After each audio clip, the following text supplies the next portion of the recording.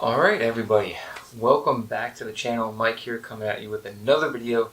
This one's going to be a little bit different. It's actually more akin to the vacation vlog type narration videos that I've done in the past.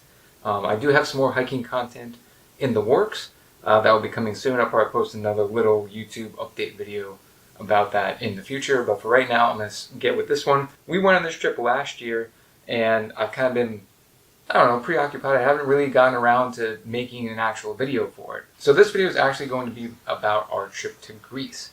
I think we were over there for about a week and we went to visit some of the sites. But mostly I just wanted to share the experiences with you guys because even though my channel has mostly and primarily been hiking videos, I do like to do some of the travel type videos when I can. Now that being said, the Greece trip wasn't really meant to be a vlogging style trip. This was more just about kind of like relaxing. It was more or less to celebrate the end of Andrea's graduation, essentially because she graduated from Harvard. But this was just to celebrate that. So if you guys do like this type of video, if you like seeing this type of content, let me know, drop a comment down below. But of course, let me just get into this one because I'll just start off with day one. And this is where I'm going to have to bring my phone out. Day one was our travel day. So we ended up taking an Uber out to Boston like I typically do. So this was our flight. It was a direct flight from Boston to Athens.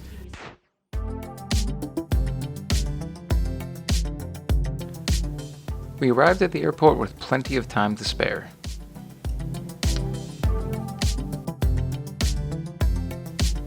It was Boston, so we grabbed some food at Wahlburgers. Andrea definitely got the healthier option, and yes, I ate the discarded croutons.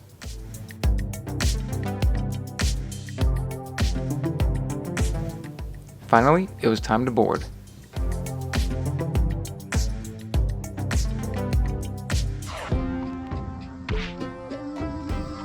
Overall, the flight was pretty uneventful. We did learn though that if you are vegetarian and you have one of these international flights where they serve you dinner, you have to order those dinners kind of like in advance. So for those of you that aren't vegetarian, I guess you don't necessarily have to worry about that, but I just wanted to point that out. I also apologize for the lighting. I'm just doing this in the basement right now because it's been rainy a lot here in New England. This whole spring is pretty much every weekend, it's just been raining. Anyway, that being said, the flight was pretty uneventful. Once we landed in Athens, we had some time to kill in the airport. I like to choose flights with generous amounts of layover time, especially when going overseas.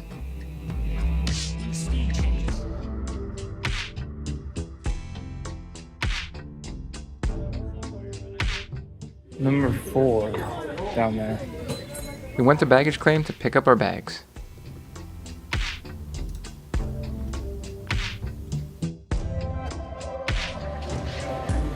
Shopping galore. After searching the airport for a bit, we grabbed a quick snack and a coffee.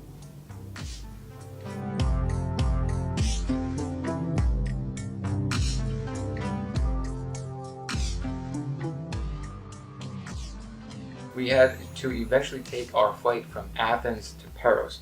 Now Paros is actually not the island we're going to be staying on. It was just the island that happened to be next to the island we were staying on.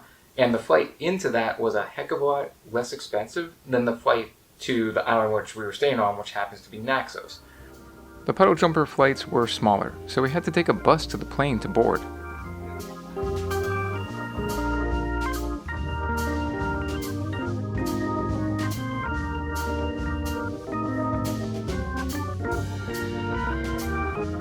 From Paros, we would then take a ferry to Naxos. For the first half of this trip, for the first 3/4 of this trip even, it was basically on the Naxos island. Once we got into Athens, we had to take once we got into Paros, with the little jumper flight that we had to wait for a ferry, and we got the ferry from Paros to Naxos.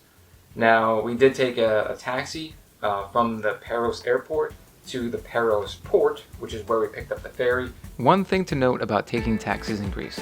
Ask how much it will be to get to your destination, so you know if you're being taken advantage of as a tourist. We were told you can also haggle if you'd like, but we opted not to as the price we got seemed pretty fair. Once we arrived at the port, we grabbed another coffee while we waited to board the ferry.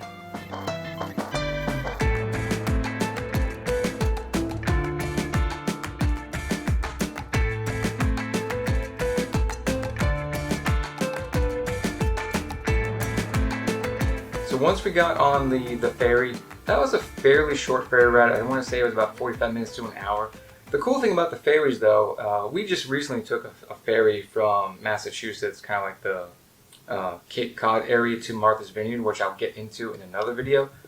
But that ferry, the ferries over in Greece, when you're on them, they're more kind of like flights. You actually get your seat assigned to you and you sit in your seat like you would like an airport flight. So that was pretty interesting. That was new to us. We weren't exactly expecting that. We thought you would just get on the ferry and then just go wherever you wanted. That's what we thought, but that wasn't the case. So be aware of that when you're traveling over to Greece. Along with that though, they did have like a nice cafe and everything like that. But from there we went on our trip to, or from there we got on the ferry and then we got off at Naxos and the Naxos port, which is in the main town on Naxos. Ironically, it's called Naxos Town or Kora, but a lot of people call it Naxos Town. From here we saw our first glimpse of Greek architecture in the form of the Apollo Temple. More on that in the next video.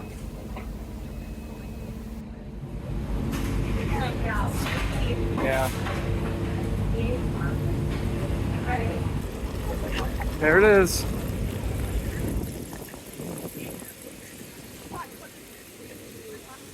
Look how blue the water is. Can you take a picture? Yeah. And this is kind of like one of the larger cities, larger towns on the Naxos Island. So it is the main town. That's also where the small little airport is, which is where we're going to fly out on our last day to get to Athens. But from there, once we landed in the port for Naxos Town, we again took another taxi to our hotel, which was the Kavos Hotel in Naxos. So, I will explain you some things and you did the Sixers. Yeah, 76ers. Yeah. Very Boston. We have to like Philly just because it's close. From there, it was actually fairly early. It was about like 1 o'clock, 2 o'clock in the afternoon, I think, when we landed or when we got to the actual hotel.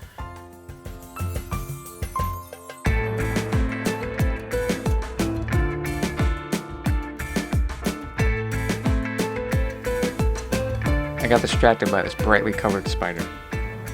We just checked in and we decided to eat lunch at the hotel. And then we went back and actually just kind of took a nap. There really wasn't much this first day. It was our travel day. It was a long travel day with the flight, the mini flight, and then the ferry, and then the taxi.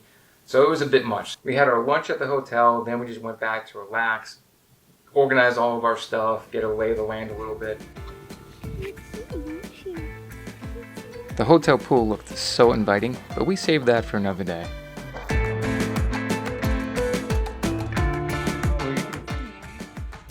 They're so cute. Look at them all.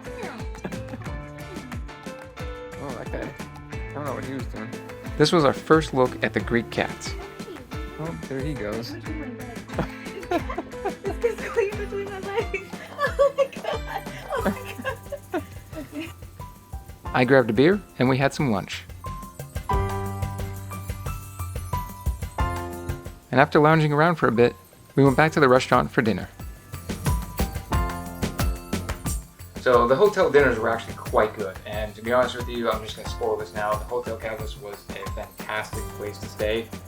But yeah, then we had dinner at the hotel, and that was pretty much it. That was our first day. That was our travel day. So the second day is really where everything starts to kind of like coalesce, and is where we actually start going off and doing kind of like touristy type stuff on the island of Naxos. We weren't originally planning to rent a car, but what happened was when we got there, we realized how big the island was. We were originally just going to take a bus around. So I think renting a car is a very good idea. The owner of the Kavos Hotel, he worked with us to get the guy from the rental car company to actually come drop us off a little car, and then we would have that for the couple days while we were on Naxos. I was the only driver because we did get a manual car that saves a little bit of money and it's also more available over there. But we got the manual, and since I know how to drive a manual, that's pretty much, I got stuck driving the whole time, which wasn't that bad, but there is something to be wary of if you are driving on these small little islands, and it basically pertains to GPS. So if you use Google Maps or if you use Apple Maps or anything like that, they might necessarily take you on roads that are not meant to be roads. And there's going to be more on that on day 3, which I'll show you. So you just have to be very wary of where you're going and what the road conditions are in front of you. We started at the hotel. We had breakfast there, which the breakfasts there at the hotel were absolutely fantastic. I don't think I have any pictures of the first breakfast we had when we were there. We were just hungry. We decided to eat it. It was phenomenal. It was great. All the food in Greece is great. I don't think we had one single bad meal there at all this whole entire time. From there, we decided to drive around a little bit. And the first stop while we were driving around was to the town called, it's called Halki. The actual pronunciation of the town is called Chalkio? Chalkio? I don't know, there's a C in there. I think our next trip should be like Sicily. There's the little church. Oh my god, that's gorgeous. Look at that. Yeah, parking straight up ahead.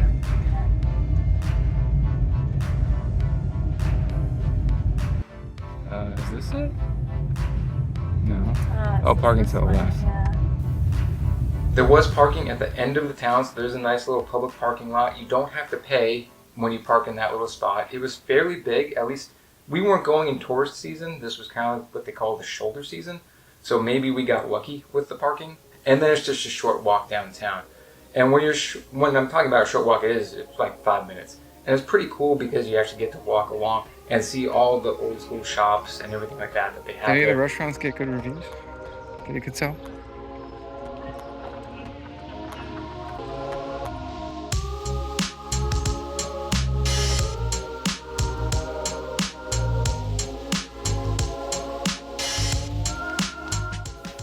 There were plenty of shops for such a small little town, complete with Kitron, a local drink, but more on that later.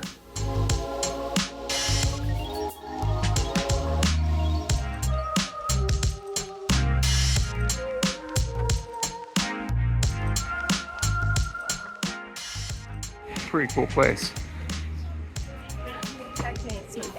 We walked around, we enjoyed a lot of the shops, going in there, seeing the knickknacks, seeing the things that they have to sell. We didn't necessarily buy anything, but it was good to go in there and talk to the locals, get a lay of the land and see what is going on in this small little town. We ate at a restaurant there called Paravas. So Paravas, this was a really cool restaurant. The food was, again, delicious. At this time, it was probably like 1, 2 o'clock in the afternoon. And we really, really enjoyed it. There were a couple other Americans that happened to be in there at the time, and they just got done hiking to Mount Zeus, which Mount Zeus was fairly close to that area. Supposedly that's where Zeus, I guess, stayed in his cave. After we got the food, we decided to walk down this little alley. It almost looks like a little alley, and we got some Turkish coffee. Another thing with these small towns is not a lot of them necessarily have websites, so trying to do some research and finding out where they are can be a bit difficult. But that being said, I'll point to it. So if you do want to get Turkish coffee while you're there, this was really, really good coffee. But along with that, there's another cool location there called the Valendros Distillery. Now, this is the oldest distillery still serving what they call Kitron. And Kitron is kind of like it's basically kind of like a vodka, but it's infused with some sort of citrus fruit. Managed to go in there, have some tastings, really small little samples of it, which was a lot of fun, really good. And then the way the color scheme works is the different colors mean different types of alcoholic content in them.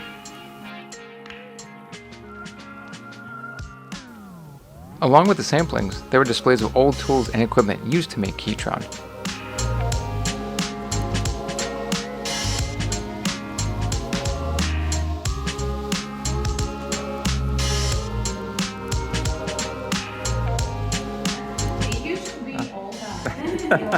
Look at this. Wow.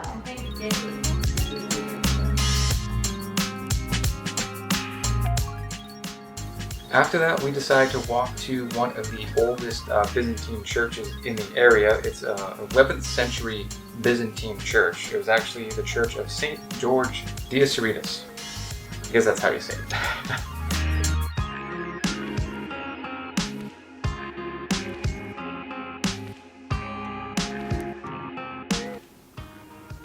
Along the way, there were some more shops to stop at, really giving off an old Greece town vibe.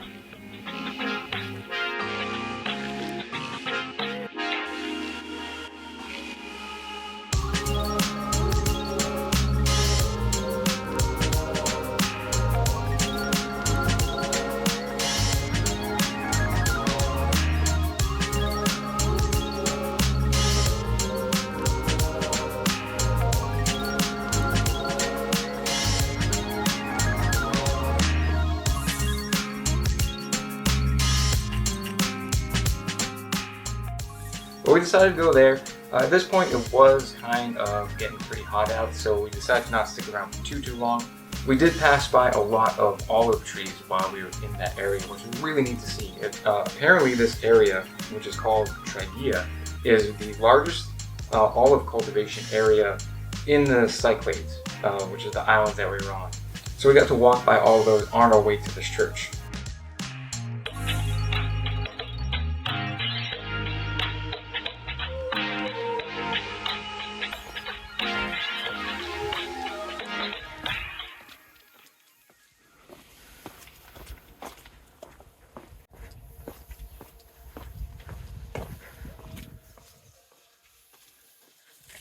I guess we go this way. Look at that. More olive trees. We even came across some goats. Wasn't expecting that.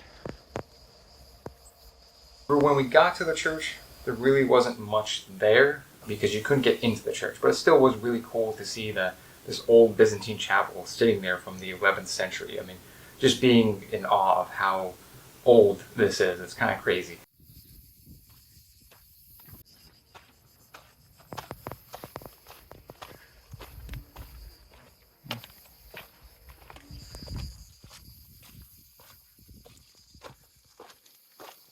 This church was apparently a very important one due to the architecture, and this style was quite rare on Naxos. On the way back from that church, we decided to stop at another little kind of like town nearby called Rachi. Now, it took me a while to find this one, but it's a small little town. You're probably talking like a couple buildings there.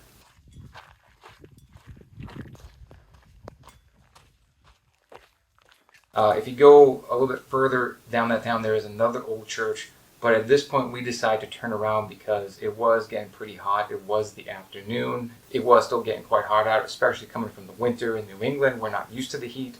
So even 70, 80 degrees in that sun, or even less than that with the sun, we were getting a little hot. So we decided to basically walk back to Halki. I don't know. Maybe. There's supposed to be another church on the opposite end of the town. But we don't have to go see it.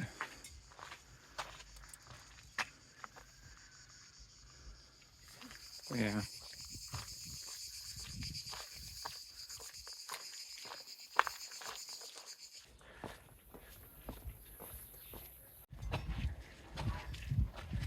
They told you there'd be snakes here. Whoa! It's a big one. Yeah. I'm gonna let him go though, because I don't know snakes here, so I don't know if they're poisonous or not. Come on, you can keep going. There you go. All right. There he goes. So weird. From there, we got into the town. We just decided to walk back to the car. We stopped in another couple shops. We did happen to notice somebody was installing a new window, so that was kind of neat. And a really cool old Volkswagen truck, which I didn't even know Volkswagen made trucks, to be honest with you. But apparently, over in Europe, they do.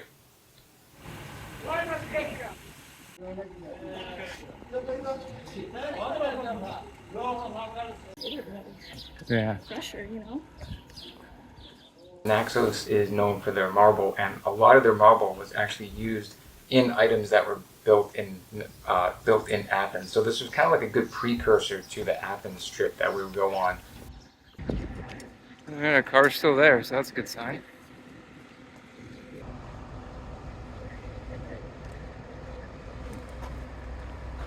I think that's the marble quarry.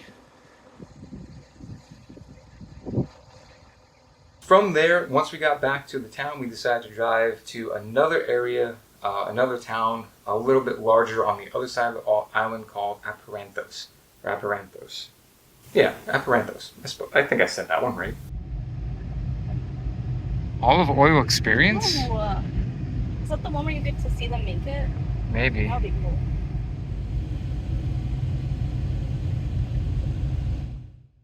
We passed through another town called Philoti, but we didn't stay in Philoti. We didn't stop there. However, it does look like there were some pretty good shops and some pretty good spots to eat and grab some food in that town. But we just decided to pass through it and get to Aparanthos.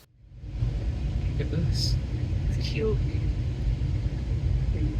Aparanthos was a pretty nice, big, sufficiently sized town, especially kind of like on the hill. The roads are a bit windy to get to it. You've got a great view of the valley and everything, which is phenomenal. I would definitely recommend going for a drive if you can.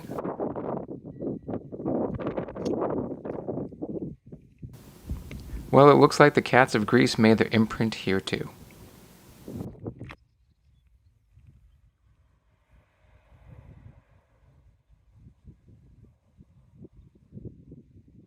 Just be a little wary because they are very windy roads and they are quite narrow. Granted, you get small cars, but at the same time, if you're not used to that, it can be a bit nerve-wracking.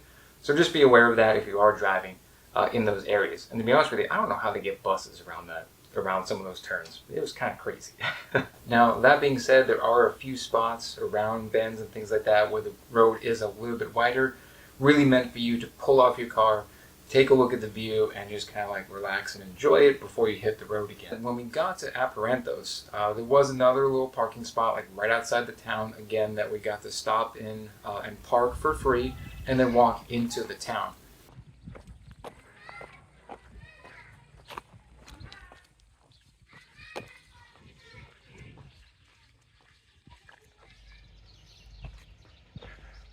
Looks like a war memorial. Yeah, I see 1912, 1950, well, 1821 even. Yeah, probably just a war memorial. Like just a war memorial, but.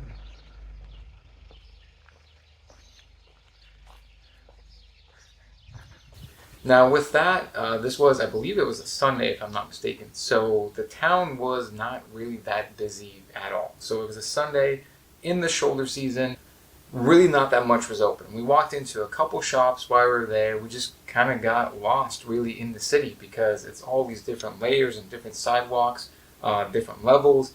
It was really neat to walk around, but yeah, a lot of the shops were not necessarily busy at that point or not even open at that point.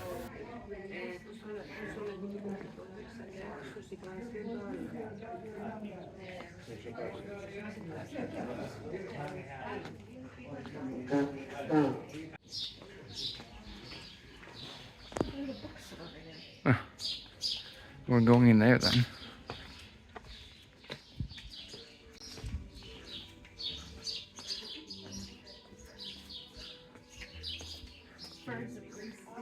When we stop at a location that we travel, we usually try to get either a magnet or a Christmas tree ornament, just something to remember the trip by. So we did stop in one shop that had some of that information, or that had something like that. However, she wouldn't let us film on the inside because there's a lot of like local artwork and things like that. So she asked me to put my camera away.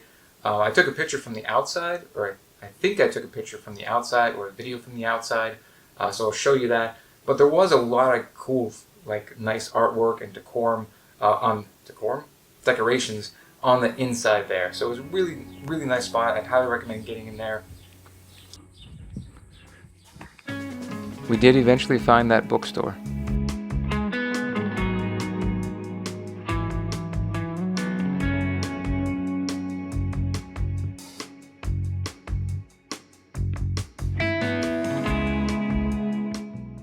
One of the key things to do in Greek town is to get lost in the maze of narrow streets.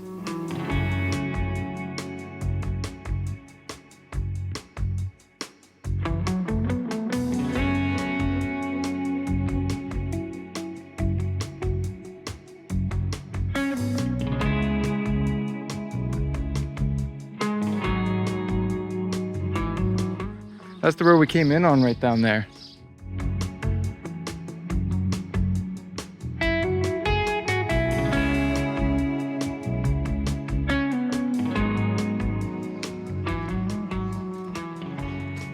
Oh.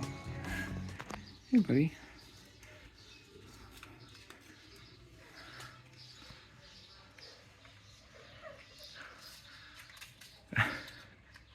From there, though, we decided to walk around the town because there was a lot closed. We couldn't really find that much food, but what we did find was this nice little shop called Saramadico Cafe.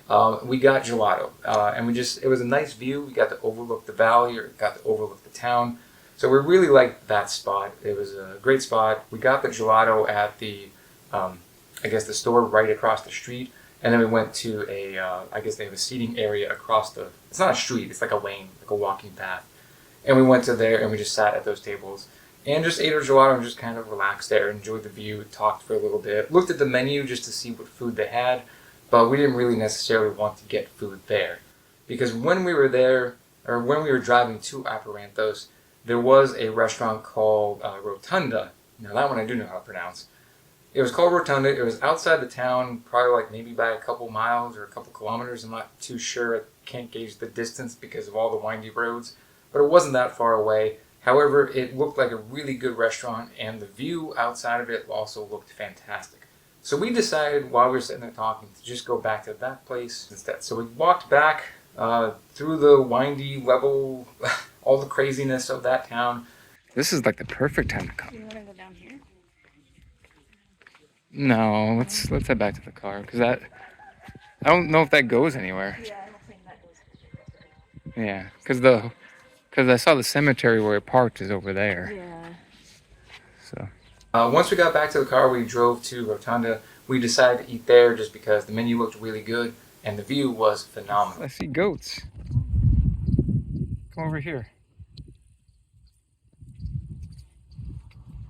They're right down there on that wall, right above the tree line. Oh yeah.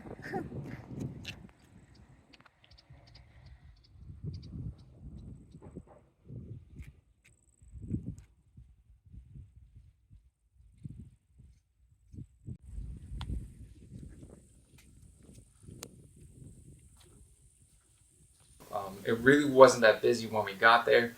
Only a handful of people, most of them inside.